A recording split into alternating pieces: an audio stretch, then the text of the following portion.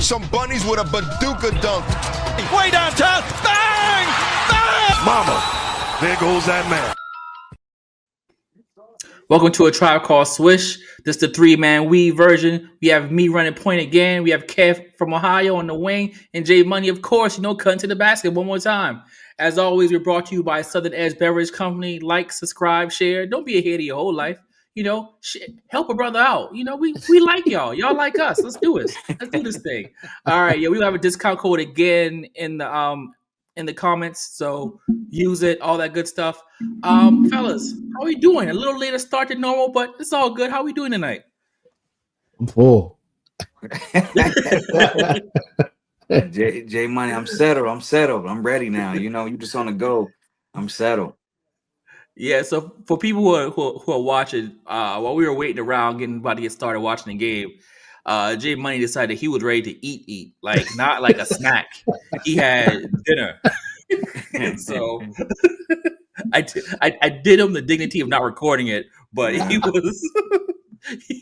Hey man, I'm hungry. Eh? I think the taco pocket too is a nice fat. Oh man, that was a beautiful day. Oh man.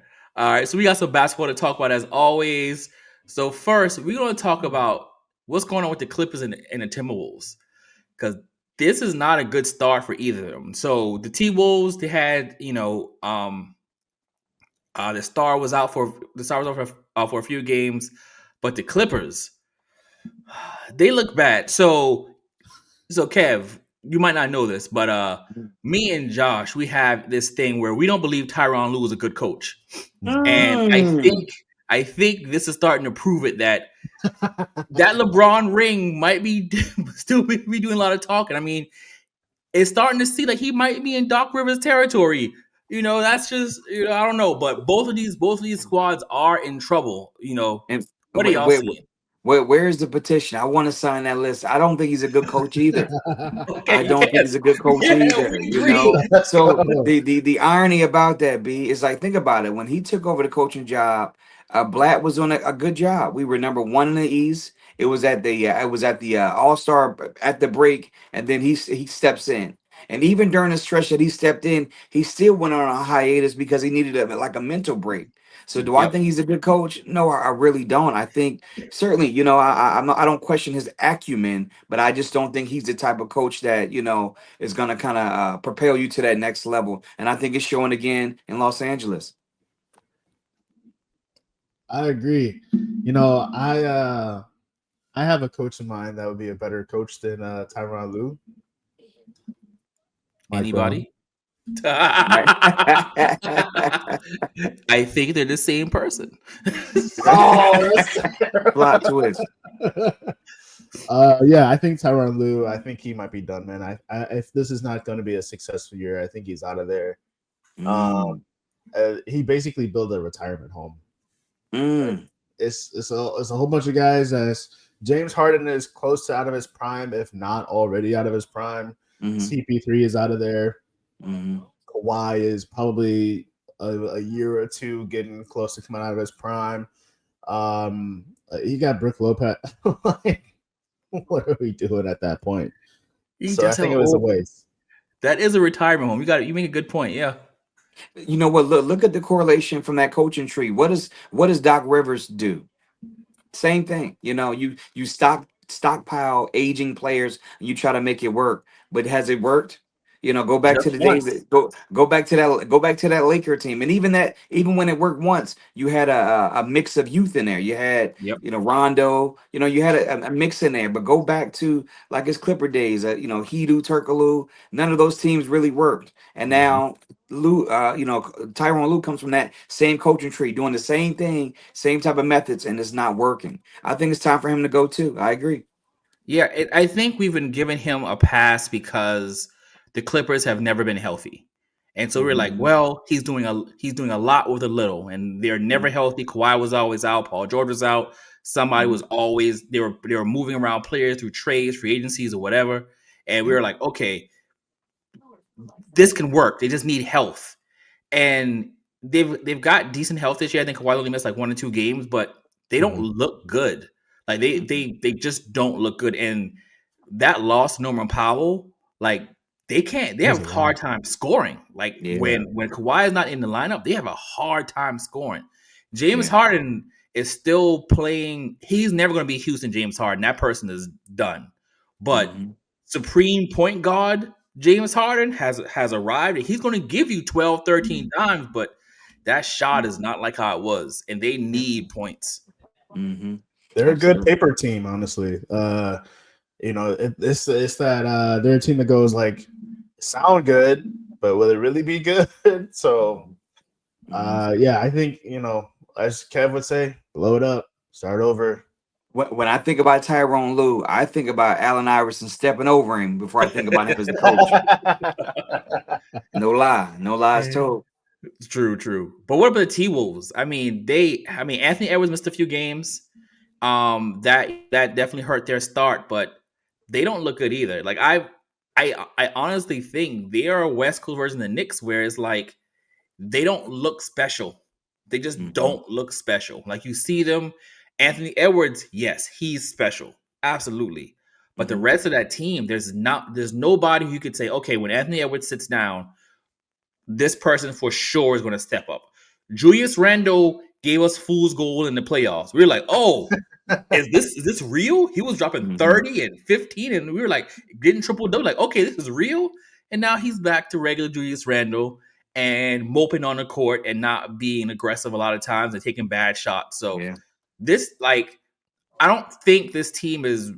I know we love this. We love to blow teams up. That's our thing on the podcast. We will blow a team up. I don't think this team is there yet, but this team needs to make a move, something, because they just don't look. This team doesn't look right. Like when you watch this team play, something does not look right. I think I agree. There is something missing there. I don't know if it's the fact that like maybe Julius Randle does need to go, or if they need to add another player to the roster to make it to have a more consistent player, because the the weight of having Anthony Edwards try to score all the points and kind of be a do-it-all guy, I don't think that's not going to work anymore. I think it worked within the first couple of years of him being in the league, but they just need to raise the expectations of their other players, like Naz Reid, step it up. Julius, Jaden McDaniels, please step it up. Like, he's a great defender too. He can also score. Like, it's very evident these guys can score and shoot the lights out, or they just need to get another scoring big, like another Karl Anthony Towns. When they got rid of him, I feel like their scoring efficiency also went down too when they traded away Cat. So, something is missing out of there. Maybe they need another score at will guy.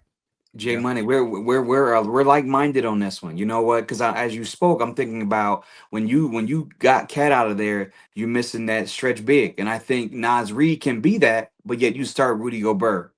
I think also you can lead the resurgence by playing DiVincenzo more. I think Mike Conley isn't it. He's it's just trying to kind of get some fresh blood in there. And I think you want to kind of offset that lineup altogether. McDaniels can score, but he's not really a catch and shoot guy. He's a rhythm guy. He has good length and he's known for his defense. But I just think that team is, you need to assemble it differently or make some changes.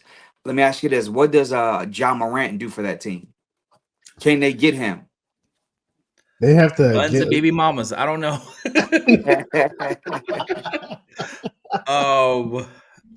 But just I don't think Ja adds anything. I don't think Ja adds anything to that team. I think that team. No, I just don't. I don't like that backcourt of him and Ant. That it doesn't.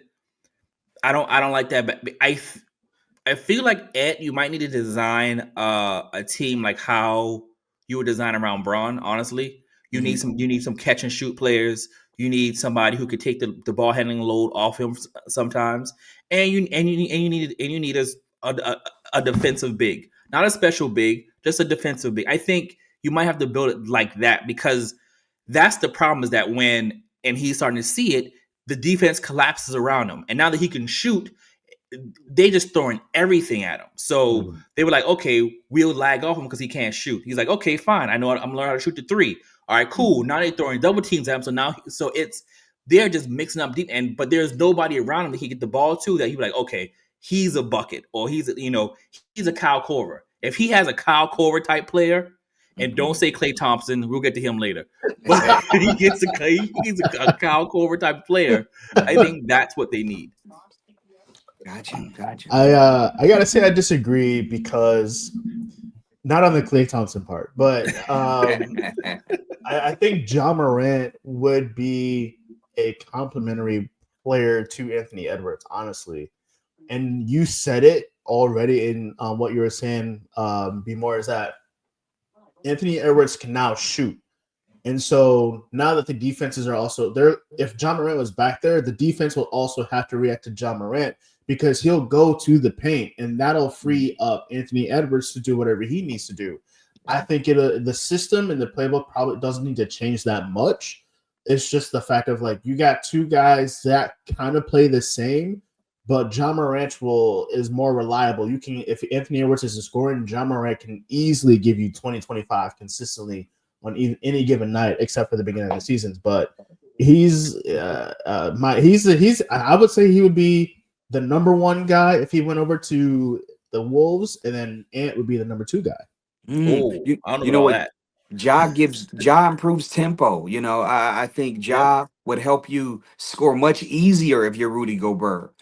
Sometimes that's the true value of a point guard, being able to facilitate and be anticipatory, see it before it happens. And I think Mike Conley can't do that. I don't know he's ever been able to do that. No. DiVincenzo is a combo type guard, but he's not necessarily the best decision maker creating for others. He's a good catch and shoot, and he's gritty. But Ja Morant, I think on the other hand, is he's quick. He's evasive in the paint. He can kind of create opportunities that they don't get. And imagine Ant in transition with Ja Morant. It's so tough to defend. Office. And on the wing in transition is unguardable. So I disagree on that one, B more. I think he's a perfect fit, and he's kind of what they need is kind of what we're discussing. But what's the haul? So who do you give up, Gobert or Naz Reid? Because one of them gonna have to go. You're not getting Ja for pennies. The fantasy owner in me, I'm giving him Rudy. Okay. I'm keeping Naz. I want the stretch 5. So if I'm trading for Ja Morant, I'm giving up. I'm have to give up Naz. I ask for someone else from the Grizzlies to come as a package with Ja Morant too, though.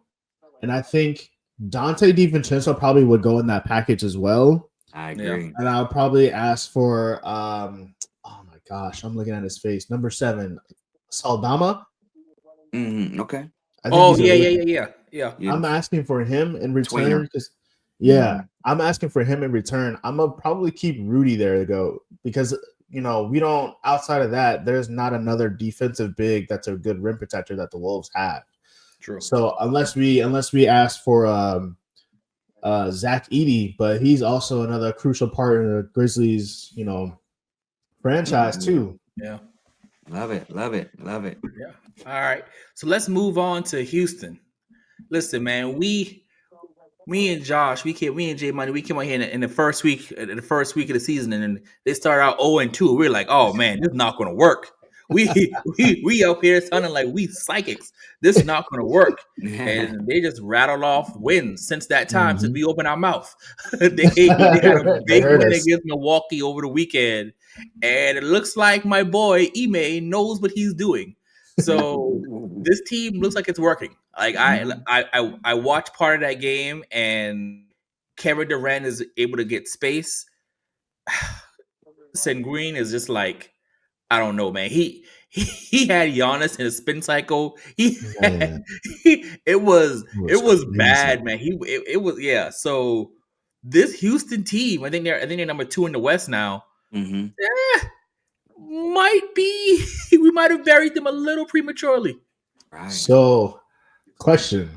All right, this is a little controversial. I like controversial topics. Do you think Sengun, based on what he's playing right now, could be the next Jokic? No. Really? That's crazy. No, Sengun is good. He's good, but what we're seeing from Jokic, and we'll talk more about him later, we may not ever see anything like Jokic again. Sengun might be like I don't know. Yeah, I can't put anybody on the same level of Jokic. Like I don't because here I guess the thing with Jokic is like I'm watching Jokic work and I don't believe what I'm seeing. I watch Şengün work, I'm like, okay, that's feasible. I watch Jokic and I'm just like, I don't understand how he's got 30, 15, and 12. I don't get it. It just I just don't understand how it works. So I think for me, no, there's only one Jokic. There's only What about You you, know Kev? what? I love the comparison, but I think Sanguine he is the antithesis. He's like the exact opposite. To your point, it's like Jokic. He's an exceptional passer. You know, his IQ is really, really high, and since we've been watching him, he's improving every season. Sanguine, he's a good post player, but you know, is he a great rebounder? Not necessarily. Is he a great passer? Not necessarily. He can do these things. It's almost like if you when you say a poor man's version, he definitely is a poor man's version. But I think I'll agree with Joe, that. Yeah. but Swap Jokic meet. is just it's just so much better than he is, respectfully. And I think Sanguine when Draymond Green was able to wipe him out, that took that I lost a little respect for him. Like he can't wipe out Jokic. He can impact him a little bit, but he can't wipe him out. And I think Sanguine just needs some more time to grow. I don't know, guys. You know what? Stamp it right now. What time is it? 10:25. All right, stamp it. Within the next 5 years, I'm gonna say Şengün is gonna be on tier with the skill level of Jokic, based off what I'm seeing right now and his statistics. 5 years. Now, this is only year 2 for Şengün. Year 2 or 3. I think it is. No, year 3. But So- still, I mean, he's young. So I'm seeing development in his passing and his vision, and how he's also another gravity guy that they're building towards outside of Kevin Durant. And I'm watching the game, and his vision is getting better, and I think that's going to help develop his game as well, especially in the offseason when he's going to these training camps and he's working out with KD. But listen, the next 5 years, it's gonna be scary. In that 5 years, he better have 2 MVPs. Right, yeah, so look, man, listen, I just need you to understand what you're talking about.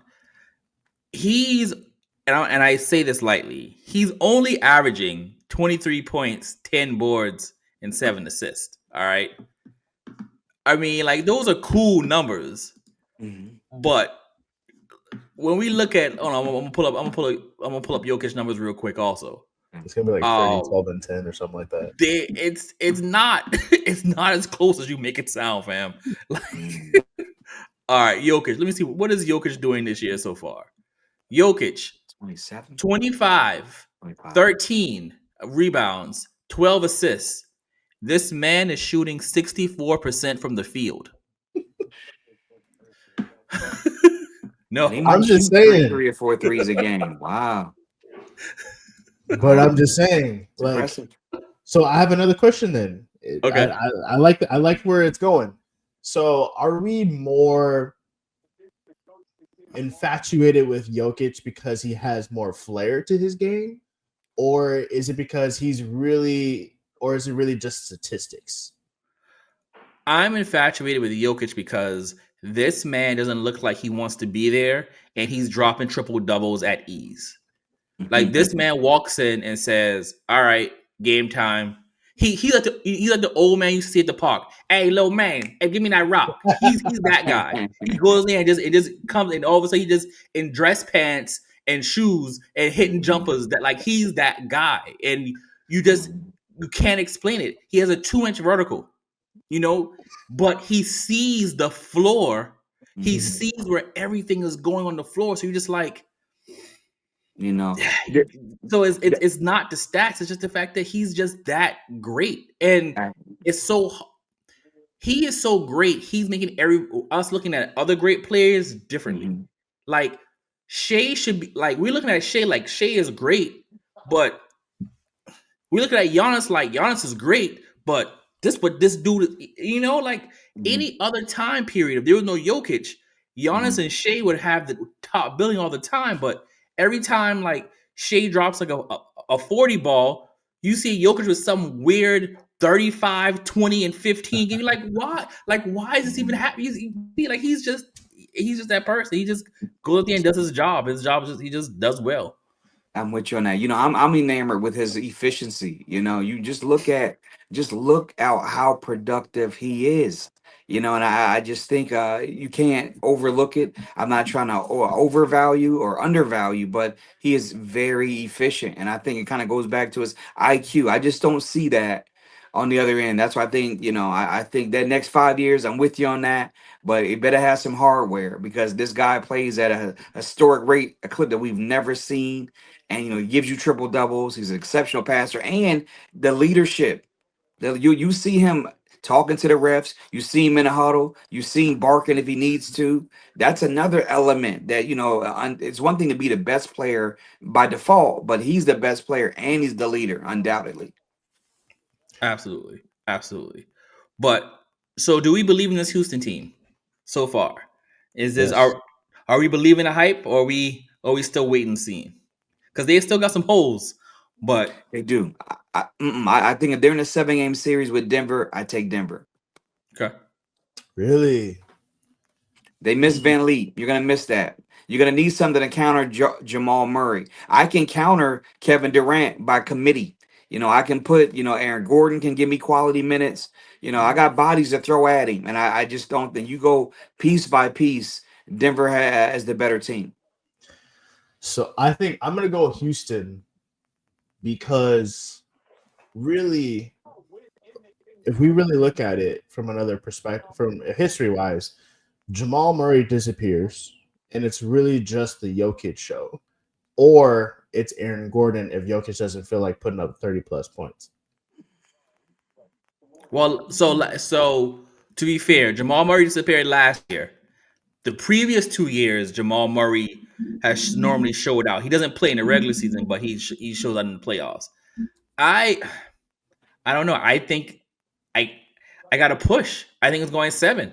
Like, I don't know, because the thing about two teams like this, I think they're very close, but they both have you have a god in Kevin Durant, you have another god in Jokic. And I think when you have anything can happen. Like, KD can drop a 40 ball and will them to a few games. Jokic can do the same thing. And so Jokic and KD are worth by themselves 2 games. And so I think that's why I think something like this will probably a season like that would probably end up going 7.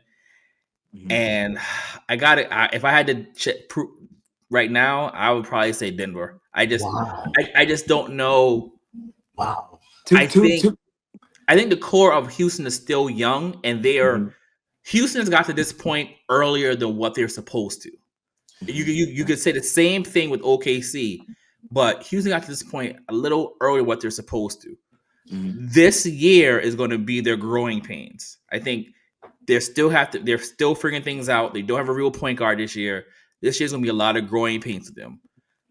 Next year might be the year, but this year I'm not. I can't. Denver started the season playing well. I can't quite put Houston over Denver right now. I'm putting Houston over Denver in a 7-game series. The reason I say that too is because last year we saw Houston's defense come into play, especially against the Warriors. Like, they put the clamps on Curry for like 2 or 3 games. Like, he barely got 20 points. And with that being said too, regardless, VanVleet is out, but you still got Ime Thompson that is a defensive menace too. And he can add, he's like another John Morant, but John Morant has better shooting, but he can get to the paint, and he's fast, and his athletic ability is insane. And I think he beats out Jamal Murray and Christian Braun as well if they decide to put those 2 guys on Ime Thompson. And then don't forget, Şengün is also playing well and the fact of like Aaron Gordon, he can defend, but I'm gonna put my money on Şengün in that matchup. 2 things. Where does Houston get the scoring if Kevin Durant is off one night, especially in the playoffs? Where does that scoring come from? My other thought is Bruce Brown's defense of Kevin Durant. I think Aaron Gordon's defense of Kevin Durant. We've learned pesky Peyton defenders. Watson. We've learned that pesky defenders slow KD down, but you're almost describing KD like he's we haven't said Durantula in a long time, and it's a reason for that. It's a reason for that. So I feel like he's still elite at what he does, but he's not as efficient as he once was. And I feel like that Denver team just collectively with all the pieces would slow them guys down. I would love to see that series. But a team who they can't beat? OKC. Because the Thunder they're quietly winning games and no one's talking about them.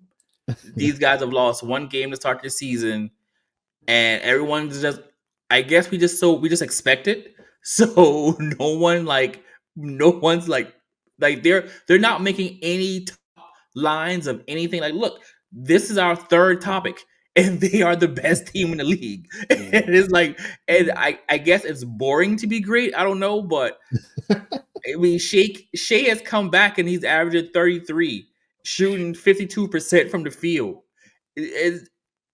I just don't like. I know it might be boring to say, but can't anybody again beat this team? Because I feel like somebody can, but I gotta see it to believe it at this point.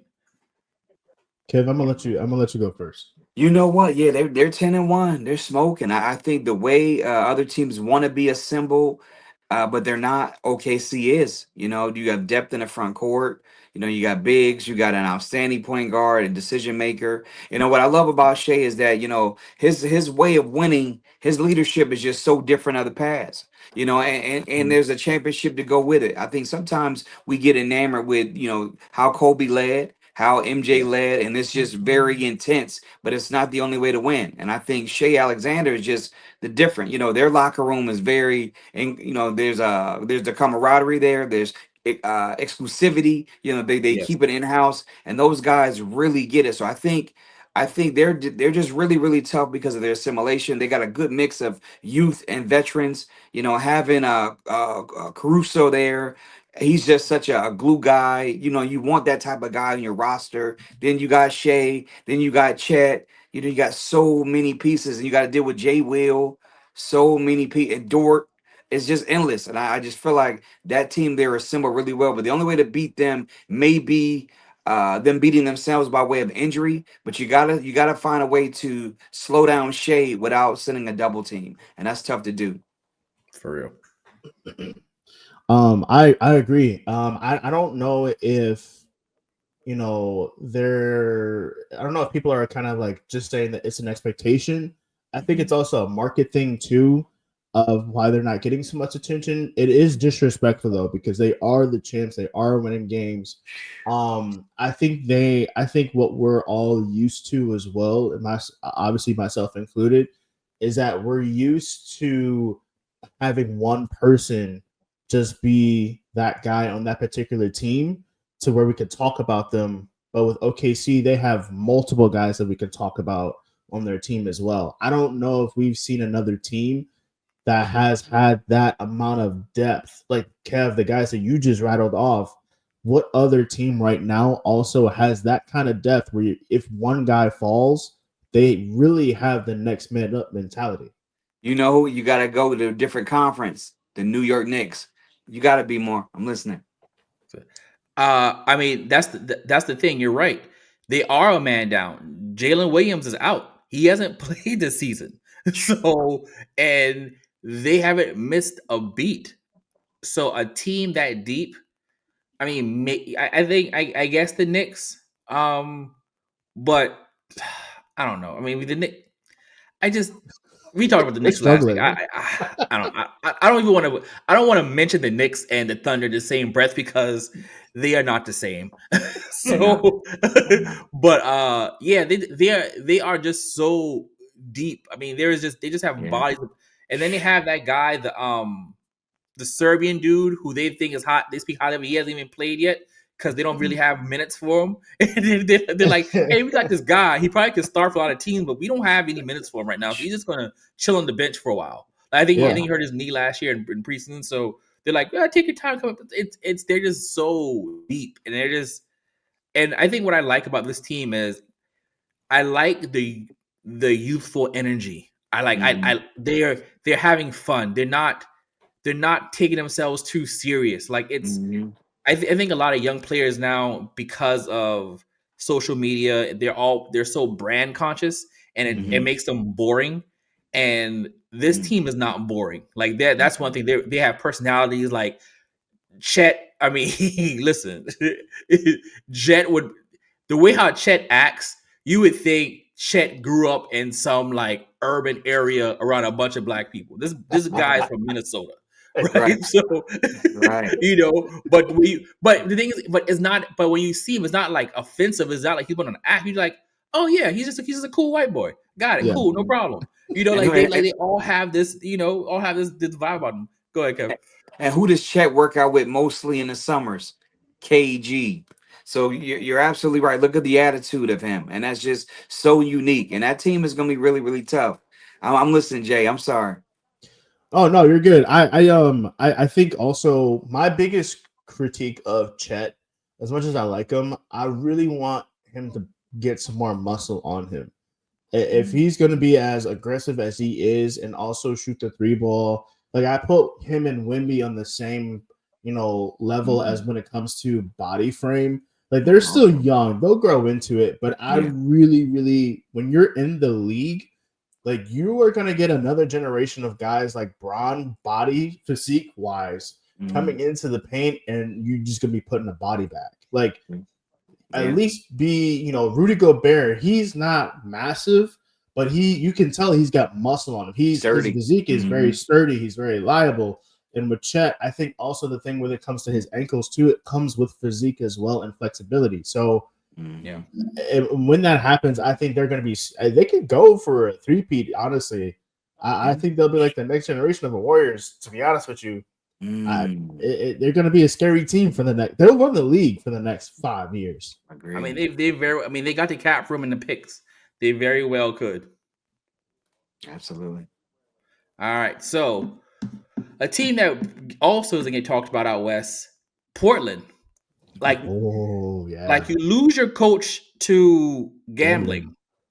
You trade for Dame Lillard, who's not going to play another year. This team was not really supposed to be good at all. And somehow you find yourself with a winning record after 3 weeks and playing good basketball. Like they lost to the Magic tonight on a last second 3, but they were with the Magic the whole go. What do you make of this? Like this, Thiago Splitter is the coach, so it's like nothing about Portland really makes sense, but it's working. I got a quick theory for you. Notice the trend. What happened to Milwaukee when they lost Drew Holiday? I got another one for you. What happened to Boston when they lost Drew Holiday? Now, Portland's resurgence, I'm not surprised. And what is it led by? Drew Holiday. He's an exceptional player. He's a guy that plays on both sides of the ball, offense, defense. He's a veteran, doesn't shy away from the moment. I think Boston having him and Derek White at one moment in time was just unreal, because that type of play, we were just describing Caruso, those type of players that have that type of grit that you just trust is just a priceless piece on every championship team. So I just think Portland is being led by a veteran, and they got some good players there, but I think Drew Holiday is the common piece to make it go. I agree. I also look at it too from this perspective. Was the locker room also bought with Chauncey Billups? Like, were they officially bought in? Because this turnaround with Thiago Splitter, as Bmore said, like it's crazy. I also look at the videos too. They got more energy to them as well. That's for sure. I mean, it's crazy. I've never seen a shift like that with a team when a team loses its primary head coach. You lose a good 5-6 games before you find your rhythm, but this was kind of an eye opener, honestly. I agree. It's I agree. I think, and I didn't even think about that, the Drew Holiday factor, because he's a leader and he's going to be the one that kind of rally. And this team is really young. I mean, because they traded away a lot of their assets, so this is a really young team. So having someone like Drew to kind of settle things down while they get everything together, that's a good idea. That's a good idea. You know, it's so bad sometimes to be associated with something. And I just say this to say Chauncey Billups is associated with such a terrible scandal, right? We don't know if he's Right. guilty, innocent, but look how the team has changed with him being gone. And it's kind of like, what if the depth of this scandal was him impacting the team's minutes and impacting things? What if it went that deep? And Hey, man. I don't know that, and I'm not trying to put that theory out there, but I'm just saying, look at how deep that is. It's like, man, because they are responding. It's like night and day. I mean, how could you not at least consider it? Ooh, man. I agree. I think it does. I think your theory is honestly correct, Kev. Like, Wow. it's something you gotta, when it comes to gambling, nothing is off the table. Yeah. Honestly, like you really could have bet that, Drew Holiday was going to have 6 points, and you only did that because you only played him for 10 or 12. Yeah. And I honestly, the theory did not get lost on me. I'm not going to lie to you. You brought up a really good point, though. Because it's such a thing when you're in control like that, and you're talking about overs and unders, and you look down the coaching staff. I mean, down the bench. How many points does he have? Okay, and then you sub him out, and that's a heck of a thing. You really can determine the outcome.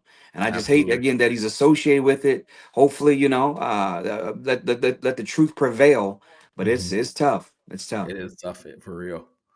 All right, so we're gonna move on to Jay Money's favorite player, Klay Thompson. So Jay Money thinks Klay Thompson is the answer for any team's woes. Yes. Every time we talk about some team needing somebody, Klay Thompson. Yeah. We talk about the Hawks. I said the Hawks are going to be okay, but they need something else. Klay Thompson. Yeah. I said, hey man, Klay Thompson, the same Klay Thompson that you might think so. So he seems to be in denial. So I brought along a few numbers just to kind of get his reaction. So in 8 games, I'm gonna turn my camera off. I'm gonna turn my camera off. In 8 games this year, Klay Thompson is averaging 8.5 points per game. Okay. He's playing 20 minutes a game, so he's getting enough minutes. He is shooting from the field, not 3-point percentage, but just from the field, 34% from the field. This is a career low. He's shooting 29% from 3-point range. But he is shooting 100% from the free throw line, probably because he's only gotten like 4 attempts. He's averaging a turnover and a half a game, and yeah, he is washed. I think we've come to the washed portion of Klay Thompson's career. And look, Klay Thompson has served the league well. This man had what used to be career-ending injuries, and he came back to play. But I think this is it. I think we're done. Wow. One thing, I think so. Is he washed or is he distracted?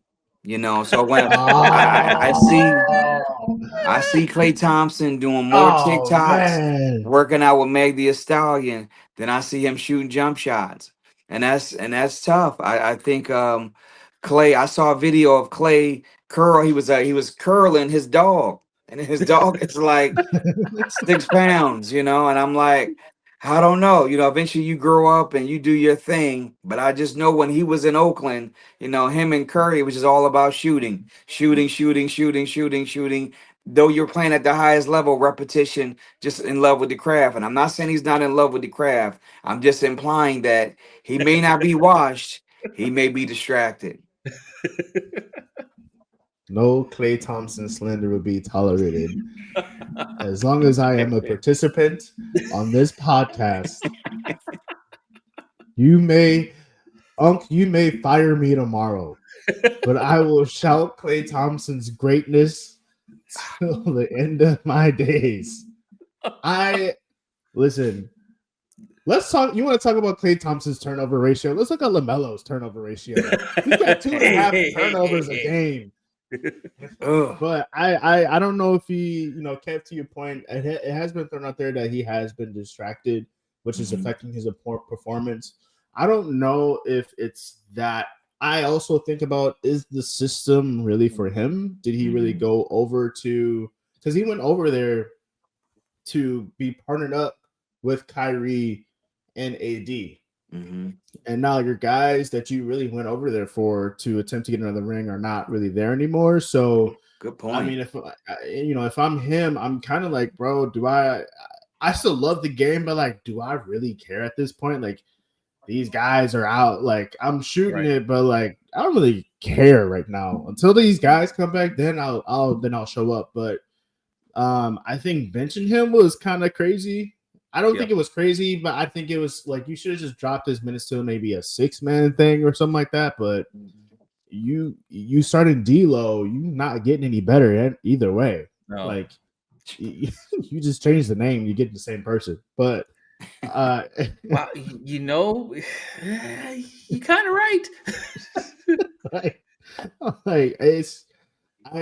Here's my thing. I'm a superstitious guy, okay?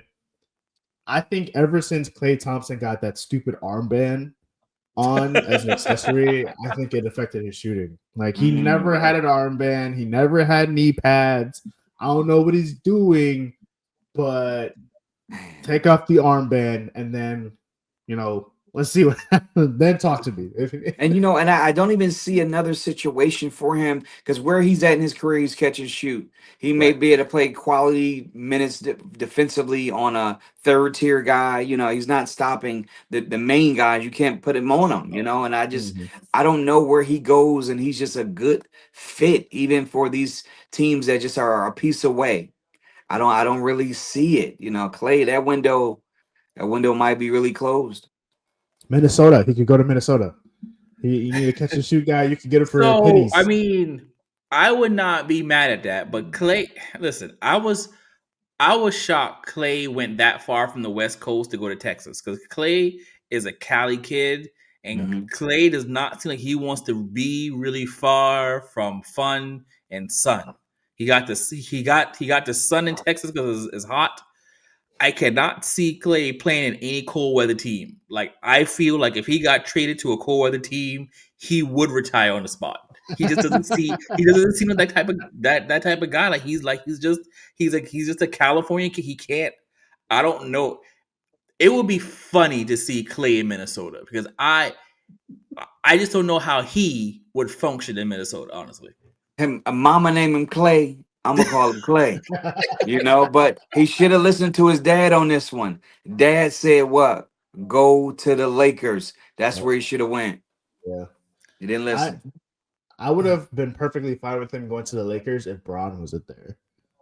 I don't know like what it is. I think with Bron over there, I feel like it would make it worse. Bron he can, like, there's something about him and Klay Thompson that just don't sit right with me. I agree. You know what, J Money? I agree with you with this. I don't want to see Klay and Bron play together. Like, I think that's like just remember last year when they were like, there are trade rumors about Bron going to Golden State or whatever. I don't want to see Steph and LeBron. I don't want to see Klay and LeBron. Like, no, that feels weird. And it's not even a thing against Bron. It's the fact that I'm old enough to remember those finals. Yeah. So I remember that. That is a piece in history of an important point in basketball history.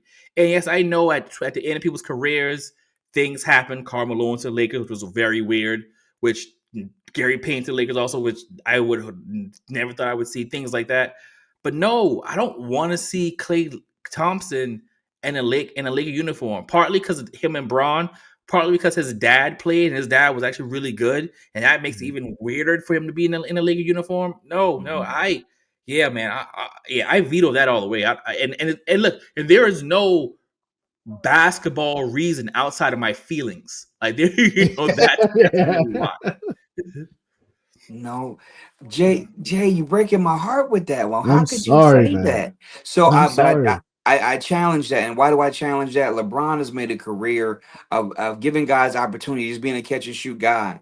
From James Jones to Mike Miller to Damon Jones. It's endless. If you can shoot, I'm gonna create J.R. Smith. If you can Booby Smith, Booby Gibson. If you can shoot, you can play with LeBron James. He creates spacing. That's what makes him so valuable. And also when you just look at Klay Thompson, I think look at Ray Allen going towards the twilight of his career. What did he go? Went to Miami, catch and shoot championship. So of course you can play with LeBron James. You can't say that, Jay. You cannot say that. I'm sorry, Kev.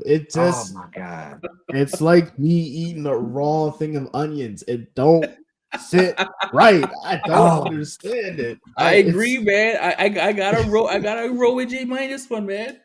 If once LeBron retired, okay, let's say LeBron retires this year, right? Mm-hmm. And then Klay Thompson's like, now trade me to the Lakers. Mm-hmm. I could sit better with that, because Luka is there. Right. Luka is I would feel more secure about that. But LeBron and Klay Thompson, it's like with me and normal milk now. It don't sit right. But you want you send him to Minnesota, he's playing out of position because he doesn't come there and be the starting two guard. And then if you don't play McDaniels, then you lose a defender and you lose his size. Right. But if you send him to LA with Luka still there, he plays his natural position, which is the two guard position. You got to step away from the nostalgia. Be more. I know you're old enough, and so am I old enough to know when these guys played and they were rivals. But it's all about fit. It's all about fit and winning. And that focus on that, not about the nostalgia. All right. So you know what? That's a good point. We're not going to focus on nostalgia. We're going to focus on the now. Yes, so sir. we've talked about this a few times. The top 5 of the NBA right now, and this is as these players are. We'll go through a few players. How's it going to work? We're going to go through a few players. You're going to tell me whether they should be the top 5 or not, and then once we get that, then we'll have a discussion. We'll rank them from that point. So the person who we know Jokic and Shea is in it. All right, is in the top 5. I think that's something we definitely agreed. So all right. So Tyrese Maxey, is he a top 5 player this year right now? No. Okay. Everybody says no. through again, I'm saying right now, this season. I don't care about what happened last year. I'm talking about right now in the league. Is he a top 5 player right now? Through 12 games, yes. Yeah. Okay. Absolutely. I'm gonna say yes too. All right. Okay. Zach LaVine. No, I say no. I like Zach. I think Zach. It's ironic at this point in his career. It's almost show and tell. He missed so much time because of injuries, and I don't blame him for that. But I think Zach. You still think about the dunk contest. I just need to focus. I want to focus on you as the hooper. So yeah, he's coming out solid. But I need more sustainability, more constancy when it comes to him. Okay. I think if we're going to put Tyrese Maxey up there, then you got to put Zach LaVine up there too. You're going to get outvoted again, J Money. That's crazy. Haters. And my main reason for this is because the Kings aren't winning. So yes, he's playing good basketball, but he's playing meaningless basketball. So good point. All right. I think this one's going to be interesting. Cade Cunningham. I say yes. They're number 1 in the East. Cade is leading the charge. I think Cade is showing up. He had 46 tonight, and to your point, on a lot of shot attempts. But I have no problem with that because I go back to the days of Allen Iverson being 13 for 29. And I'm okay with that. As long as they're winning games. And you brought up a great point. I think that Detroit team, this is the year to do it. I still feel like the Cavaliers will emerge, but I feel like Cade Cunningham, is one of them guys. He's like the J. Cole. Okay, all right. All right. I like Cade Cunningham. Okay, don't get me wrong. Okay, so it's only been 8 games. Yeah, 8 or 9, something like that. Yeah.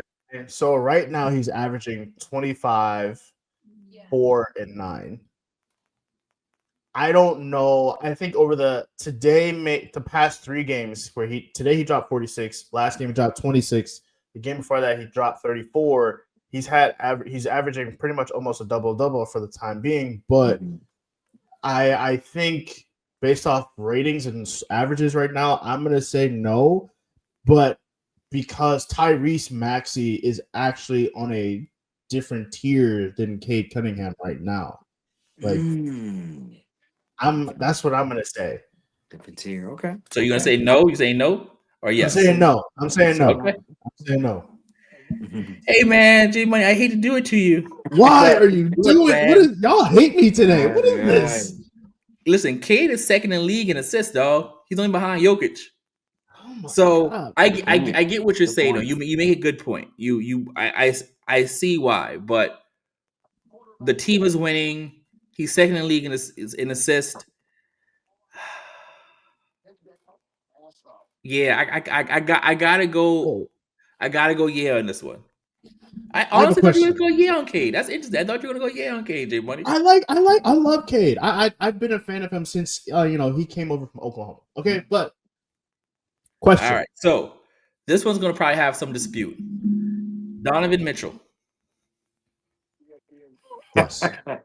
I'm gonna say no. What is happening? I did not see that coming. I did not see that coming. You know, though the Cavs are, I think, second in the East. You know, I feel like I'm seeing the big impact. I feel like this is a year to do it. You got no Jason Tatum in Boston. I expect the Cavs to do what the Thunder are doing in the West. You know, be 10-1. You know, but they're not right now. And I think Donovan, the other day, he didn't score over double figures until like the second half. And I feel like the guys we're talking about have just been lights out. He finishes with his numbers, but he's just not playing lights out basketball. And we're winning, you know, because we're a good team and we have depth. And I love the acquisition of Lonzo Ball, but his game is just not really, I'm just not enamored with it. So I'm going to say no.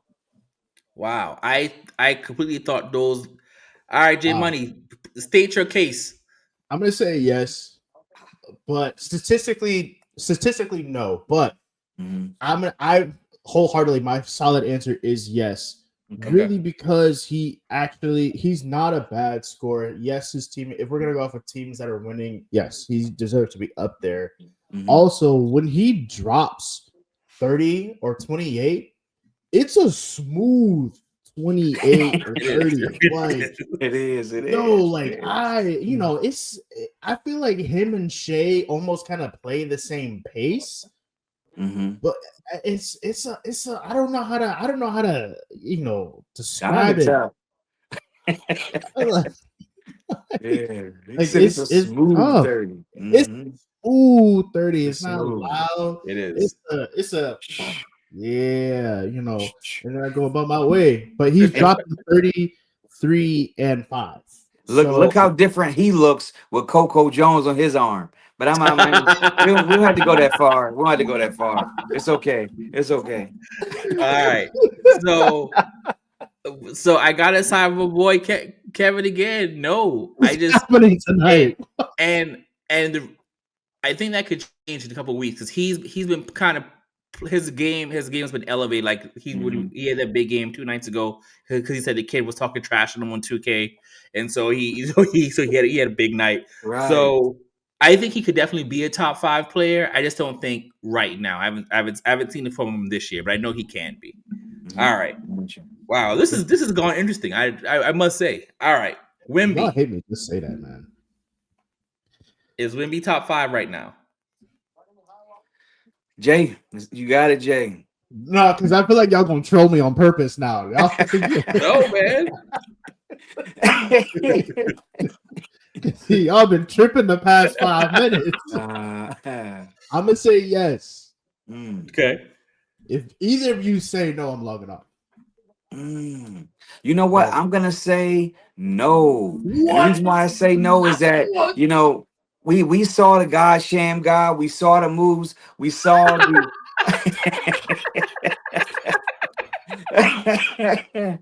we saw that he worked with Akeem in the offseason. We saw the Dream Shake. But what's been happening? Recently on Gilbert Arenas podcast, they gave the caption, "Has the league figured out Wemby?" Because the production is changing. I think 2 of them games he was under 20 points, etc. I think Wemby is an exceptional player. We're so in awe just seeing what he can do at his height and his length.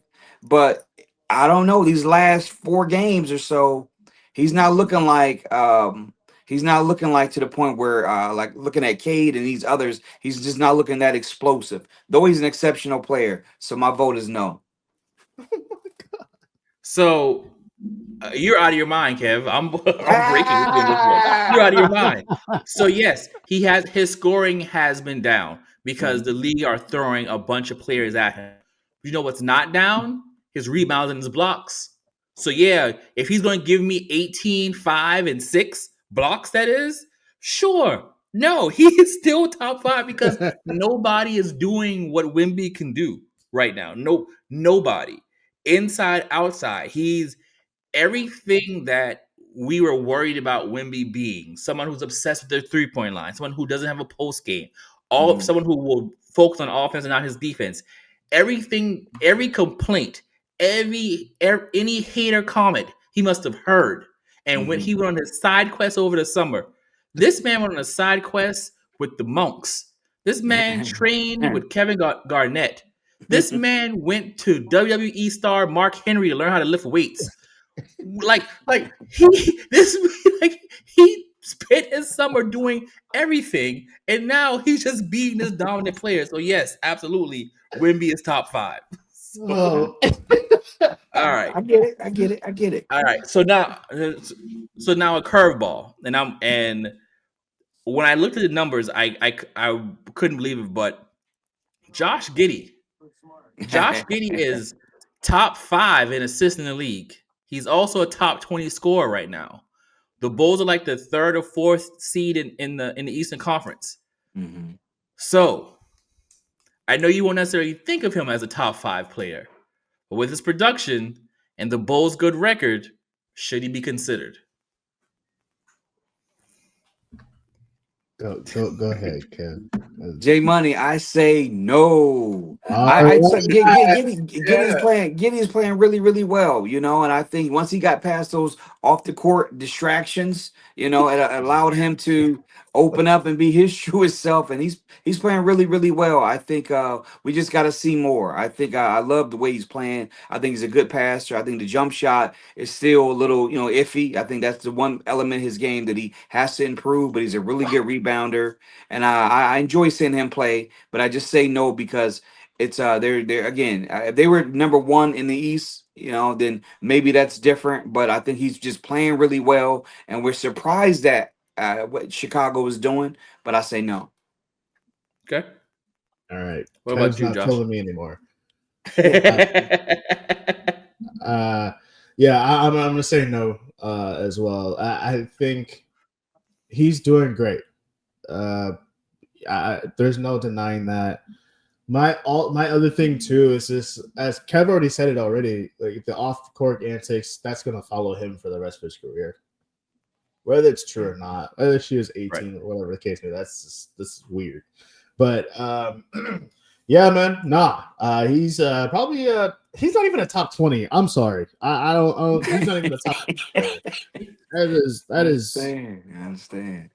All right, I agree. No, I think he's playing well this season. He's got these Bulls playing ball, but he's not there. His numbers are impressive right now, but Kev, you're still right. He's still only shooting like 45% from the field, but I mean, averaging 9.6 boards a game, 9.3 assists a game, 22 points. It's I respect that. He's playing ball, but no, not top 5. All right, now we're gonna go with some of the older players. Is Kevin Durant still top 5? I'm not even going to answer this. I'm gonna answer, but I'm gonna wait until Kev response. Oh, KD Tarantula, is he top 5? I'm gonna say no, and he's not top. He's not top 5. You know what? I think the verdict is out on Kevin Durant. I think you think about how Udoka defended him and shut him down. Just really just wiped him away. And certainly that Boston team, they're big in size. You got Tatum, you got Brown, and you can rough him up. But Kevin Durant didn't rise to the occasion. Let's rewind it. Go back to Brooklyn. I know Kyrie was out of the lineup because of COVID and he's suspended, and you got James Harden, etc. But they were still a bad team. I think I'm not KG, KD when he had his moment, it was with the Warriors. But think about it. You move into a mansion, but all I ask you to do is vacuum. When you were the guy and you led the charge with OKC, you came up short against a Miami team, and that Miami team was a beast of a team with LeBron and D Wade, but KD never, just emerged into what we wanted him to be. So I say he's not top 5 now because essentially he's gonna fade, and some of these weighing moments, he's not that guy. Go back and show me how many game winners he has. You'll be surprised he's low on the totem pole. So I'm gonna say no. I need a second.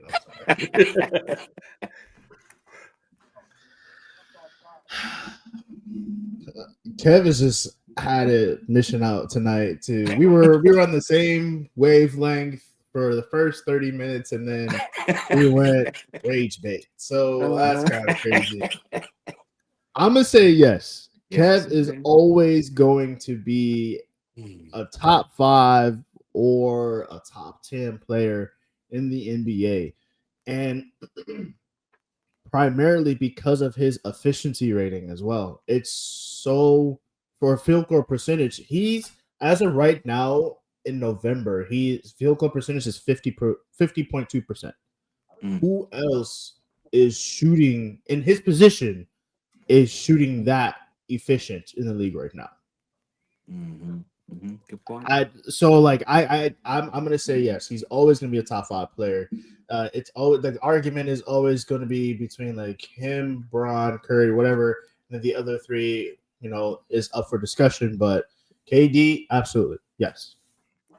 So I'm gonna say right now, when I look at the players who we're either discussed or about to discuss, I don't think he fits in right now. I don't. I think he may be like a 6, a 7, something like that, but I don't see him as top 5 player right now. And I think and that's not and I don't think that's necessarily a bad thing for him, because he's in his 12, 13, something almost 15, like he's been in the league for a long time, and the league is deep. Probably this one of the deeper years the league has had in a very long time. So I just don't think, and look, I'm a KD fan, so it pains me to say, like, I just don't think he's top 5. He's still great, and he's still a walking bucket. I just don't think he's top 5 right now. And be more. He's my Libra brother. We share the same birthday, but he's looking over the fence like Mr. Wilson, like you said. He's not top 5. He's not top 5. Oh man! All right, so I know where this next name. I know where one person's automatically going to vote. Steph Curry. Is he top 5 right now? Why is this a discussion? Yes. That's a yes. That's a yes. That's a yes. Universal yes. Clay, and the reason why I say that is because Clay still puts an enormous amount of pressure on the defense. The ball handling is still pristine, and you can't. It's hard to tell you that Steph is in his 30s, but Steph is just still on top of his game, and I'm gonna say yes, absolutely. I will be the lone person to say no. What is happening today? I don't like. Again, I put him in the whole KD thing, where I think when we pare this list down some more and we look at these other players, y'all have to make some tough decisions, because it's going to get tough. I'm just telling you, it's going to get tough. So all right, so Steph Curry's going to advance. Luka is yes. Luka top 5. Yes. 100% yes. Yes, skinny Luka is a different beast. The Don, is what they called him. Yeah. All right, so out of the players that we have, and I advanced to players we knew we were going to talk about. So we have Tyrese Maxey, we have Cade Cunningham, we have Victor Wembanyama, we have Giannis, we have Jokic, we have Shea, we have Steph, we have Luka. So you have 8 players, 5 spots. So let's whittle this down. Okay. I need to check outside to see if it's a full moon because I don't know what is going on today. All right. First one up. It's probably going to be the easiest one. Tyrese Maxey. Does he belong? He belongs. Oh. Belongs. He's playing inspired basketball. You know, where's PG-13? Where's playoff P? Joel doesn't play back-to-backs, but that's still a tough out when you play them 76ers. Maxey is playing incredible basketball.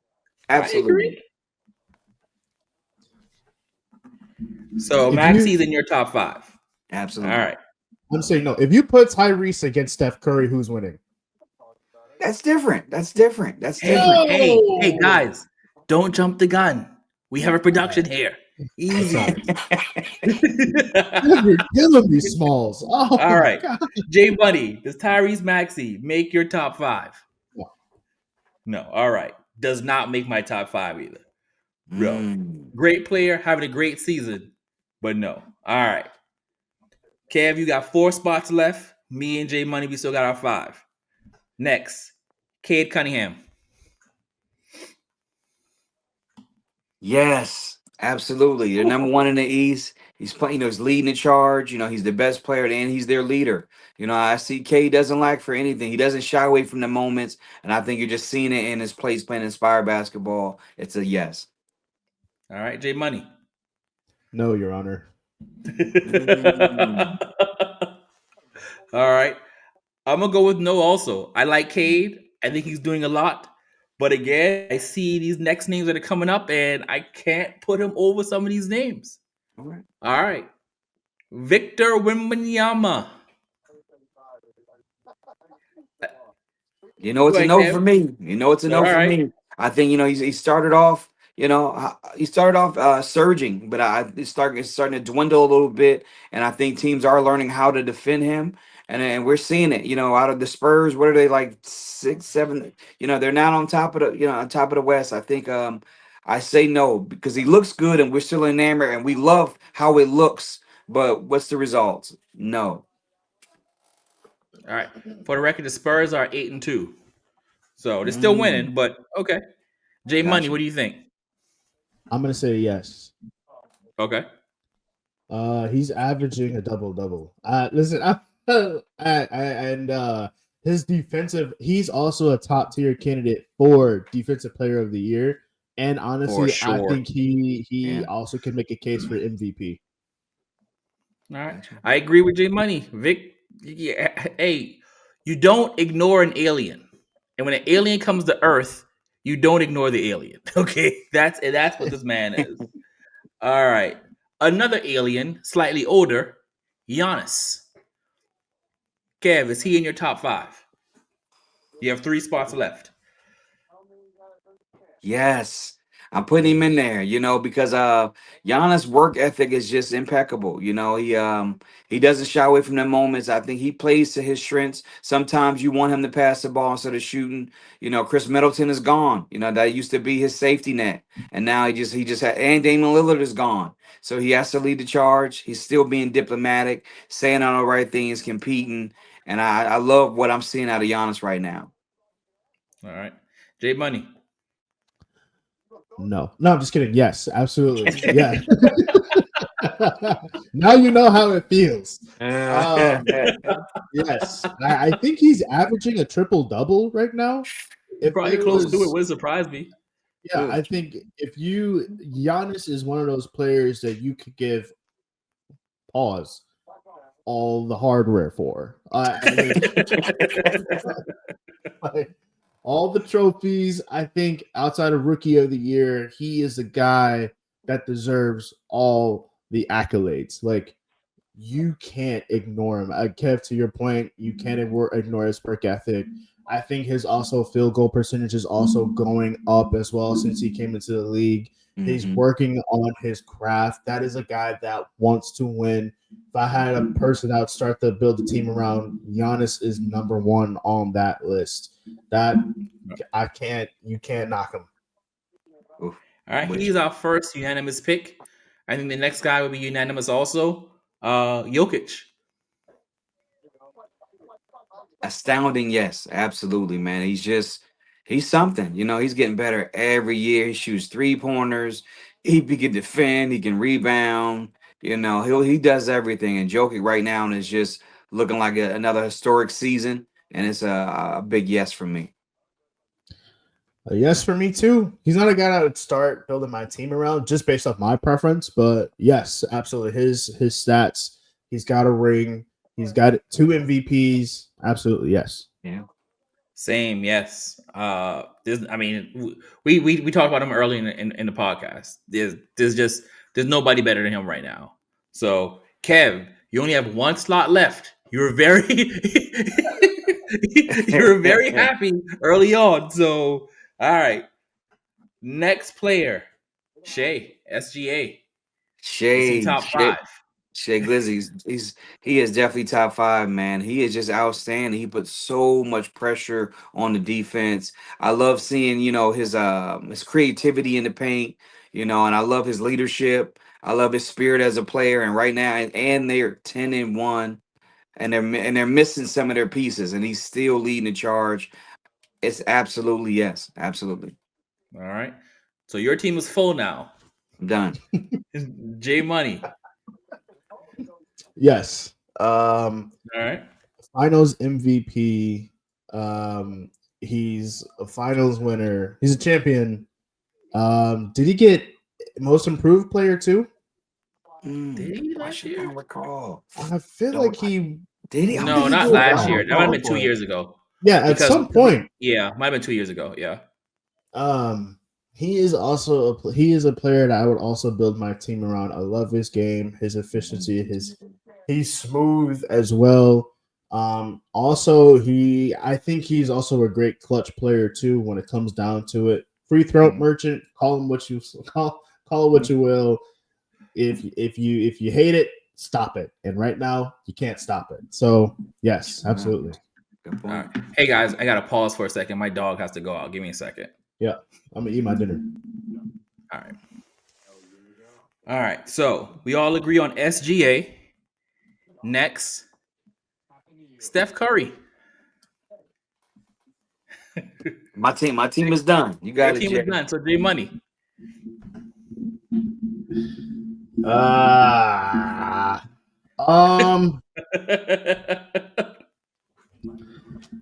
Expletive. Darn it. Okay.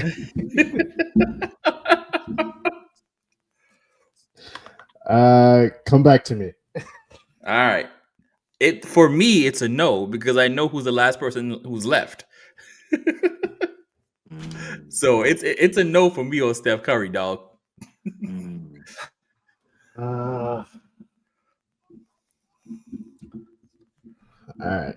I'm gonna say no. Be real with yourself. I know. I'm gonna say no to. Okay, there we go. That's that. That's okay. That was very painful. So the last person is Luka, and there's no way, as great as Steph is, and as great as he has been, and he's having a good season this year. But what Luka is doing,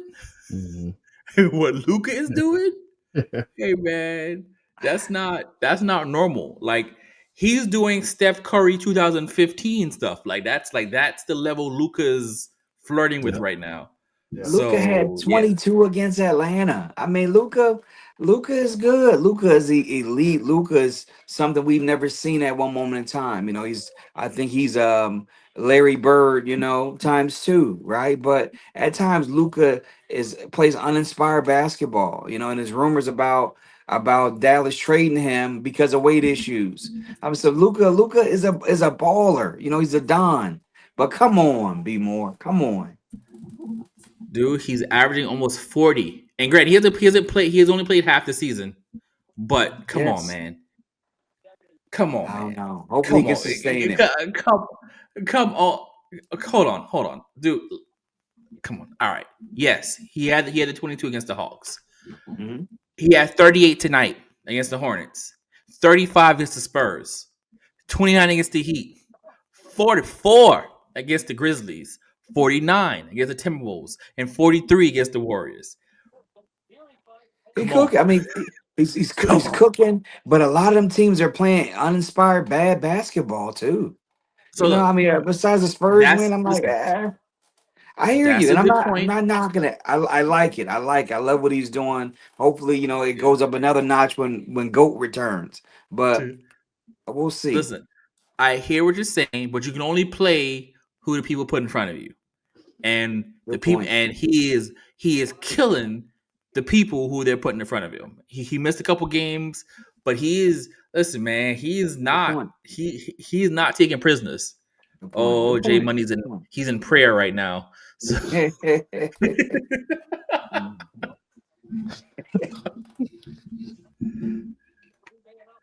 Listen, Got it. All I can You do got is the just floor. all I can do is just pray, because ain't no way he just nah. Kev, I love you, brother. I have a lot of respect for you, man. You my guy. I can't words. I'm even look, man. Luka got injured with, I think it was a quad injury and a finger sprain, and he was out for like 2 games. Name another player that you know that comes back from injury and drops 40, a triple double, 12 assists and 11 rebounds. That's impressive. Especially with a quad injury, and came back like it was just another day at the office. I mean, I understand where you're coming from too. When it comes from, actually I can't. I gotta disagree with the uninspired basketball. I tried. I couldn't see it. I couldn't do it. I'm sorry. Listen, he plays a smooth game like Shea, Jokic, and a Donovan Mitchell. It's sometimes it's going to be a loud 40, sometimes it's going to be a quiet 40. And that's also because who else does he have on his team that can drop 30 and 40 now? Austin Reeves. Austin Reeves can do it too. And honestly, I think we should have probably had him here, had in a conversation as another top 5 player in the league too, because we can't just go past what he was doing for the past 5 for the first 4 or 5 games of the season. When Bron was out and Luka was out, he was carrying the team, hit a game, win a shot. Probably one of the most efficient players in the league so far at the time. So, but Luka, man, I can't believe you just no. So you know what? Hold that thought. Who would you take right now, Austin Reeves or Tyrese Maxey? I'm taking Tyrese Maxey. He's better off the dribble. He has more dog in him, and I haven't seen him fade. I've seen Austin Reeves get slowed down mightily last season by McDaniel's defense from the Timberwolves, and I feel like Maxey is just of a different echelon. Okay, wait. He cheated. He cheated because he said you can't go off of what happened in the past. We gotta go off what happened this year. You cheated this year. Yeah, this year. Okay. Good point. Still going with Maxey. Good point. I gotta give it to Reeves. I gotta give it to Reeves, man. What he did, and the fact that when Luka came back, he still dropped 20 plus and almost a double-double. His game is crazy too. I would also say he's also a Larry Bird type of player too. Even though you cheated when you said it, but when he did get locked up by Jaden McDaniels last year, he did disappear. But I think he's found his game now that he can be effective, not just from 3-point. Like he can get to the paint and still be a free throw merchant like Shea because he had 25 free throws against the Kings. Mm-hmm. So he's found other ways to be impactful to the game, and with his passing game too, and is getting a lot better. So I'm gonna go with Austin Reeves. Gotcha. Man, this is tough. Man, I'm gonna go with Maxey. I'm gonna go with Maxey, and I think and it really comes down to this. I believe in Maxey more right now. Like Maxey really coming to this season had the 76ers on his back. He didn't know what he was going to get from Joel. Mm-hmm. He didn't. Paul George will come back whenever. He's playing with the rookie, so he didn't know that VJ was going to like. He probably had a feeling VJ could be this guy, but he didn't know, And I just think I'm just a fan of explosive guards, and Tyrese Maxey is explosive. So when I'm looking at a player, and if I have to choose between Austin Reeves, who quote unquote plays the game the right way, knows how to move around the court, has a good shot, but not very explosive or athletic, I'm always going to choose the athletic guard, and that's kind of, for me, it's what it comes down to. Even if they have similar numbers, I'm gonna choose the guy that shot clock winding down. Can he create his shot anywhere on the floor? And I think Tyrese Maxey can. I think Austin Reeves can to an extent, but Tyrese Maxey can either boom on you or hit a three. And I think that's why he's the better player. Austin Reeves needs that rub screen to get loose, but I'm with you. All right, fellas, this has been a fun pod. We talked about a lot of basketball. Yes, sir. A little bit of Meg Thee Stallion, but more basketball. So, any closing thoughts before we wrap this up? Wow, to your point, man, just a good night of sports, good dialogue, fellas, as always. I think this season, as we said the other day, is going to keep heating up. I think the NFL is heating up. It's just so much parity in both leagues, and it's just it's good to be an enthusiast right now because we're getting some good play. You guys are trolls and rage baiters. That's all I gotta say. The league is fun, man. I'm loving the game. It's a lot of great conversation. It's the league. I think this is probably the best year I've seen in the NBA so far. My years of watching it. We've seen the best season so far. Yeah, yeah. I want to echo that. This has been one of the best early seasons of basketball that I can remember. And like last year, people were saying, "Oh, the ratings." Well, guess what? The ratings this year are up. And those people who are complaining about the NBA, they're all of a sudden silent because those are the same people who are watching sports anyway. So they just want something to complain about. But I really want to talk about, not really talk about, but just kind of make a statement. Derek Queen, New Orleans Pelicans rookie, is playing hella good basketball right now.